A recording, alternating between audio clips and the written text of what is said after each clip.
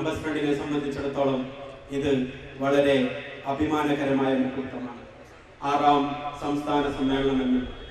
കാരണം ചിലരുടെയൊക്കെ അജണ്ടകളിൽ നമുക്ക് 6ാം സംസ്ഥാന സമ്മേളനം എന്ന് ഒന്ന് ഇല്ല. കഴിഞ്ഞ 5 വർഷം മുമ്പ് മലബാറിന്റെ തലസ്ഥാനമായ കോഴിക്കോട് ജില്ലയിൽ നിന്നും ആഗസ്റ്റ് മാസം പ്രയാണം ആരംഭിച്ച ഈ നവവിദ്യാർത്ഥി പ്രസ്ഥാനം അതിന്റെ ഉദയം ചെയ്ത അതേ ഘട്ടത്തിൽ തന്നെ അതിനെ കേരളത്തിന്റെ ക്യാമ്പസുകളിലും കലാലയങ്ങളിലും പൊതുസമൂഹത്തിലും ഒതുക്കാൻ വേണ്ടിയുള്ള പല ശ്രമങ്ങളും പല പ്രസ്ഥാനങ്ങളുടെ ഭാഗത്തു നിന്നും ഉണ്ടായിട്ടും ഒടുവില് ഇടതുപക്ഷ വിദ്യാർത്ഥി പ്രസ്ഥാനം കേരളത്തിൽ അങ്ങോളം ഇങ്ങോളം സംസ്ഥാന പ്രസിഡന്റും സെക്രട്ടറിയും ഒക്കെ ജാഥ നടത്തിയിട്ട് പ്രഖ്യാപിച്ചു, ഞങ്ങളുടെ മാതൃസംഘടന അധികാരത്തിലേറിയിരിക്കുന്ന ഈ 2005 ഞങ്ങൾ പറയുന്നു 5 വർഷം കൊണ്ട് ഞങ്ങളുടെ മാതൃസംഘടനയുടെ അധികാരത്തിന്റെ ചിഹ്നബലം ഉപയോഗിച്ചുകൊണ്ട് ക്യാമ്പസ് ഫ്രണ്ട് എന്ന് പറയുന്ന വിദ്യാർത്ഥി പ്രസ്ഥാനത്തെ കേരളത്തിന്റെ ക്യാമ്പസുകളിൽ നിന്നും തൂത്തെറിയുക തന്നെ ചെയ്യുമെന്ന് പറഞ്ഞ് ജാഥ നടത്തി പ്രഖ്യാപിച്ചവർക്ക് മുന്നിൽ 2010 ആകുമ്പോഴേക്കും ക്യാമ്പസ് ഫ്രണ്ടിനെ കേരളത്തിന്റെ ക്യാമ്പസുകളിൽ ഒതുക്കി നിർത്താൻ സാധിച്ചില്ല എന്ന് മാത്രമല്ല, കേരളത്തിന്റെ ക്യാമ്പസുകളുടെ 4 അതിരുകൾ ഭേദിച്ചുകൊണ്ട് അങ്ങ് തമിഴ്നാട്ടിലും കർണാടകയിലും അതുപോലെ തന്നെ ഡൽഹിയിൽ വരെ, ഇന്ത്യയുടെ തലസ്ഥാനമായ ഡൽഹിയിൽ വരെ ക്യാമ്പസ് ഫ്രണ്ട് എന്ന് പറയുന്ന പ്രസ്ഥാനത്തിന്റെ നക്ഷത്രാങ്കിത ആകാശനീല പതാക പാറിക്കളിക്കുന്ന ഒരു കാഴ്ച നിങ്ങൾക്ക് ഇന്ന് കാണാൻ സാധിക്കും. നമ്മൾ ഇന്ന് ഇന്ത്യയിലെ പ്രമുഖ ക്യാമ്പസുകളായ ഡൽഹി യൂണിവേഴ്സിറ്റിയിലും ജവഹർലാൽ നെഹ്റു യൂണിവേഴ്സിറ്റിയില് നമ്മുടെ ദേശീയ പ്രസിഡന്റ് അനീസ് സമാൻ ഇടതുപക്ഷത്തിന്റെ കുത്തകയായ വെസ്റ്റ് ബംഗാളിൽ നിന്നുള്ള ക്യാമ്പസ് ഫ്രണ്ടിന്റെ പ്രതിനിധിയാണ്, പഠിക്കുന്ന പ്രതിനിധിയാണ് എന്നുള്ളത് മനസ്സിലാക്കുന്നു. അതുപോലെ തന്നെ അങ്ങ് ഹിമാലയത്തിന്റെ താഴ്വരയിൽ സ്ഥിതി ചെയ്യുന്ന തണുത്ത് മഞ്ഞുറഞ്ഞു നിൽക്കുന്ന മണിപ്പൂർ എന്ന് പറയുന്ന കൊച്ചു സംസ്ഥാനത്തില് കഴിഞ്ഞ 12 വർഷക്കാലമായി കരിനിയമങ്ങൾക്കെതിരെ നിരാഹാരം അനുഷ്ഠിക്കുന്ന ഇറോം ചാനു ശർമിള എന്ന ക്യാമ്പസിന്റെ യുവത്വത്തിന്റെ ധീര വിപ്ലവകാരിയുടെ നാട്ടിലും ക്യാമ്പസ് ഫ്രണ്ടിന്റെ ഈ ആകാശനീല പതാക പാറിക്കളിക്കുന്നുണ്ട് എന്നുള്ള സത്യം നിങ്ങൾ മനസ്സിലാക്കണം. അവിടെ ആകാശത്തിന്റെ നീലിമയും ക്യാമ്പസ് ഫ്രണ്ടിന്റെ ആകാശനീല പതാകയും തമ്മിൽ വേർതിരിക്കുന്ന ഒരു ഘടകം നമ്മുടെ ചുവന്ന വിപ്ലവം ചുവക്കുന്ന നക്ഷത്രമാണ് എന്നുള്ളതാണ്.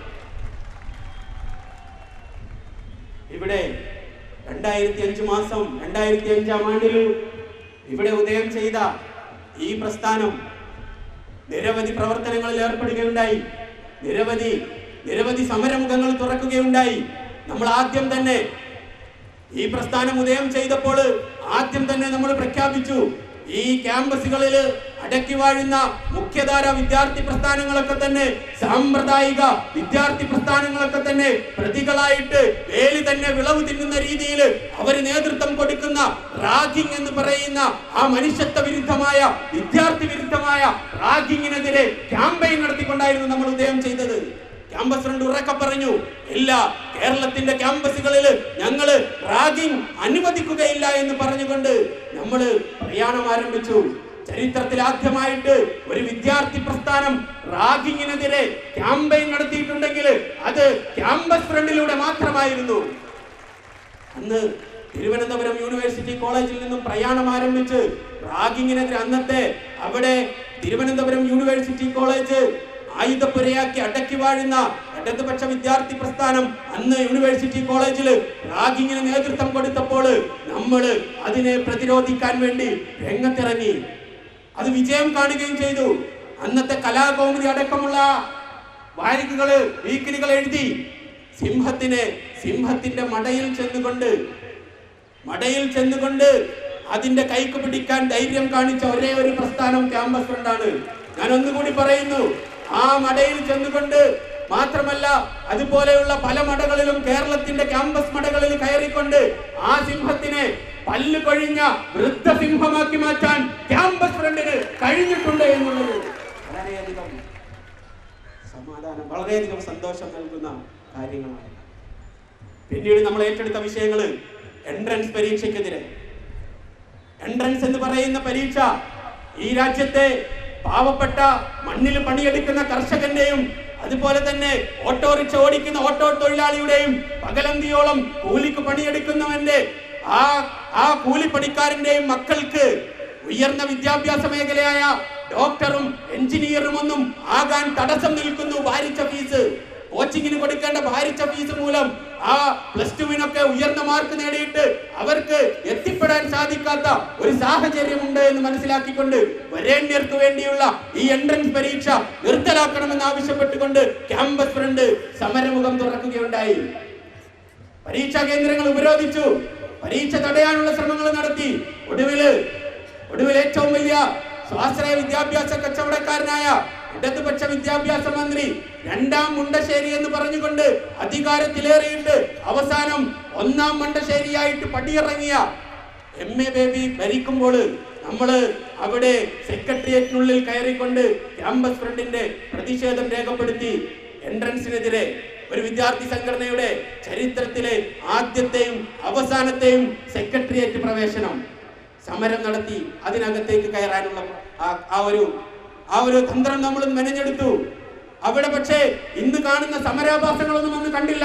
മന്ത്രിയുടെ ശ്രദ്ധയിൽ നമ്മൾ നമ്മുടെ കാര്യം അവതരിപ്പിച്ചു. വരേണ്യർക്ക് വേണ്ടിയുള്ള ആ എൻട്രൻസ് പരീക്ഷ നിർത്തലാക്കണം.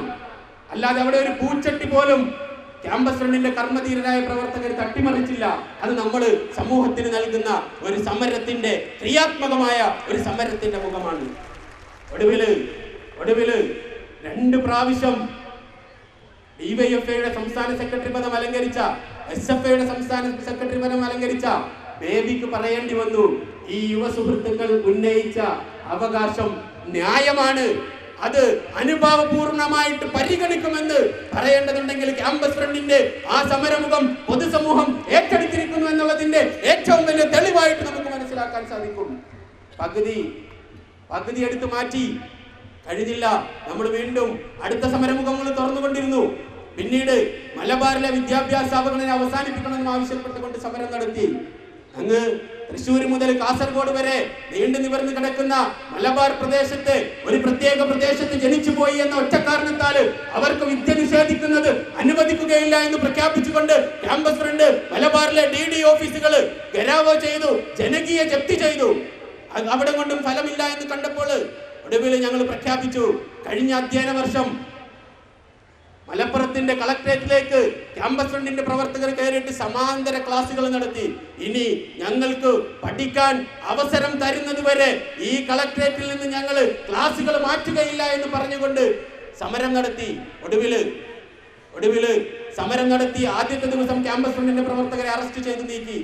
രണ്ടാം ദിവസം സമരം നടത്തിക്കൊണ്ടിരിക്കുമ്പോൾ തന്നെ സർക്കാർ പ്രഖ്യാപിച്ചു, മലബാർ മേഖലയിൽ 129 +2 കോഴ്സുകൾ അനുവദിച്ചുകൊണ്ട് പ്രഖ്യാപനം വന്നു.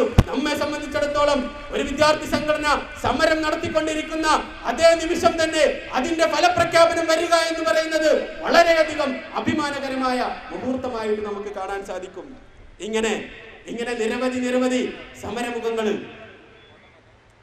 തെമ്മാടി രാഷ്ട്രം ഇസ്രായേലുമായിട്ടുള്ള നയതന്ത്ര ബന്ധം വിച്ഛേദിക്കണമെന്ന് ആവശ്യപ്പെട്ടുകൊണ്ട് ക്യാമ്പസ് ഫ്രണ്ട് സമരം നടത്തി. ഇങ്ങനെ നിരവധി സമരമുഖങ്ങൾ തുറന്നുകൊണ്ടിരുന്നു. ഈ സമയങ്ങളിലൊക്കെ ഈ കേരളത്തിലെ മുഖ്യധാര സാമ്പ്രദായിക വിദ്യാർത്ഥി പ്രസ്ഥാനങ്ങൾ തുടർന്നുകൊണ്ടിരുന്ന ഒരു നയമുണ്ട്. 5 വർഷം കൂടുമ്പോൾ സമരവും 5 വർഷം കൂടുമ്പോൾ റെസ്റ്റും. ആലോചിച്ച് നോക്കി, മാതൃസംഘടനകൾ അധികാരത്തിലേറുമ്പോൾ മാറി സമരവും റെസ്റ്റും നടത്തിക്കൊണ്ടിരിക്കുന്നു.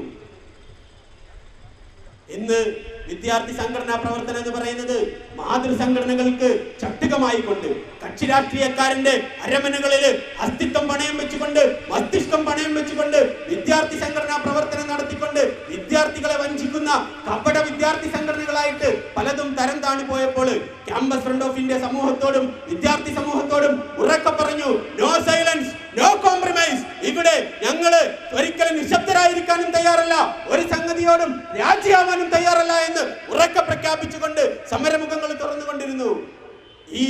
ഈ ആർജവമുള്ള വിദ്യാർത്ഥി സമൂഹത്തെ കാണുമ്പോൾ എനിക്ക് ഓർമ്മ വരുന്നത് ഇത് കേരളത്തിലെ തഹരീർ സ്ക്വയർ ആണ് എന്നാണ്. കേരളത്തിലെ തഹരീർ സ്ക്വയർ, ഈജിപ്തിലെ തഹരീർ സ്ക്വയറിൽ അവിടെ വിദ്യാർത്ഥി സമൂഹം നേതൃത്വം കൊടുത്ത ആ സമരത്തിന് ഹുസ്നി മുബാറക് എന്ന ഏകാധിപതികൾക്കെതിരെ സമരം നടത്തിയെങ്കിൽ, അറബ് ഏകാധിപതികൾക്കെതിരെ സമരം നടത്തിയെങ്കിൽ ഈ തഹരീർ സ്ക്വയറിലെ വിദ്യാർത്ഥികൾക്ക് സമരം നടത്താനുള്ളത് തീർച്ചയായും ഇവിടുത്തെ ക്യാമ്പസ് ഏകാധിപതികൾക്കെതിരെയാണ്.